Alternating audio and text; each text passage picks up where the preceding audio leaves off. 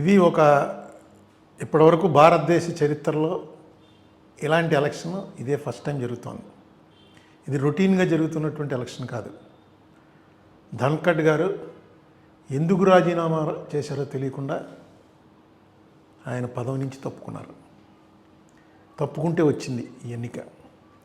డెఫినెట్గా మోడీ గారితో డిఫర్ అయ్యే ఆయన తప్పుకుని ఉంటాడని అనుకోవాలి. ఎందుకంటే మోడీ గారితో డిఫర్ అవ్వకపోతే రాజీనామా చేయవలసినంత పని లేదు. ఒంట్లో బాగపోతే 4 రోజులు ట్రీట్మెంట్ తీసుకుంటారు. డిప్యూటీ చైర్మన్ నడుపుతాడు. అసలు యాక్చువల్గా డిప్యూటీ చైర్మన్లే నడుపుతారు. చైర్మన్ ఊరికే వచ్చి చైర్మన్ ప్లస్ ఉపరాష్ట్రపతి ఒకళ్ళే ఉంటారు. వాళ్ళు వచ్చి కూర్చుని కాసేపు ప్రభుత్వాన్ని కాన్స్టిట్యూషనల్ హెడ్గా వచ్చి కూర్చుని వెళ్ళిపోయిన తర్వాత డిప్యూటీ చైర్మనే నడుపుతూ ఉంటారు. ఈయన ఎందుకో హఠాత్తుగా ఇప్పటివరకు ఆ సస్పెన్స్ అలాగే ఉంది. ఇల్లు కూడా ఖాళీ చేశారని మొన్న వచ్చింది. చాలా తీవ్రమైనటువంటి మనోవేదనకు గురైనటువంటి ధన్ఖడ్ గారు కాన్స్టిట్యూషనల్ ఎక్స్పర్ట్ ఇన్ లా, అది కూడా మనం మర్చిపోకూడదు. ఆయన వెళ్ళిపోయారు.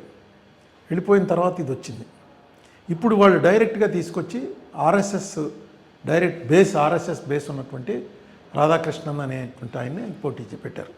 తప్పు లేదు, ఎందుకంటే వాళ్ళు ఆర్ఎస్ఎస్ డైరెక్ట్గా బీజేపీ వారిది ఇందులో ఏ తప్పు లేదు. బీజేపీ వారికి వ్యతిరేకించిన వాళ్ళు ఎవరినైనా సరే శిరచ్ఛేదం చేస్తారు.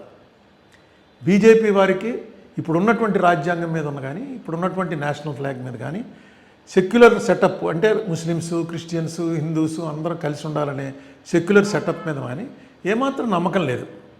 100 ఏళ్ల నుంచి అలాగా దాన్ని నడుపుకుంటూ వచ్చారు. వాళ్ళ ఐడియాలజీ వాళ్ళది. దాంతో నేను డిఫర్ అవ్వను.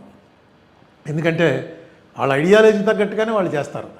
కానీ వాళ్ళ ఐడియాలజీలో ఏవైతే పాయింట్లు వాళ్ళు చెప్తున్నారో ఆ పాయింట్లతోటి డిఫర్ అయినటువంటి వాళ్ళు కనుక వాళ్ళకు ఓట్లేస్తే, మీరు బ్రిటిష్ వాళ్ళతోటి లేకపోతే మహమ్మద్ గజనీతోటి కలిసిపోయినటువంటి వాళ్ళని ఏ రకంగా అయితే ఇప్పటికి కూడా మన చరిత్రలో చాలా ద్రోహుల కింద చూస్తున్నామో, రేపొద్దున మిమ్మల్ని కూడా అలాగే చూస్తారు.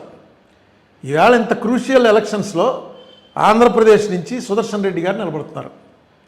నిలబెట్టుతున్నటువంటి మనిషి ఏ పార్టీకి చెందినవాడు? ఆ సోషలిస్ట్ భావాలు ఉన్నటువంటి వాడు, సెక్యులర్ భావాలు ఉన్నటువంటి వాడు.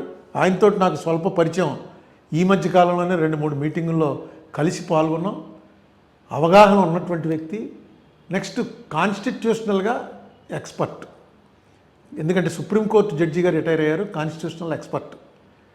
కాన్స్టిట్యూషన్ అనేది ఫింగర్ టిప్స్ మీద చెప్పగలిగినటువంటి సమర్థత ఉన్నటువంటి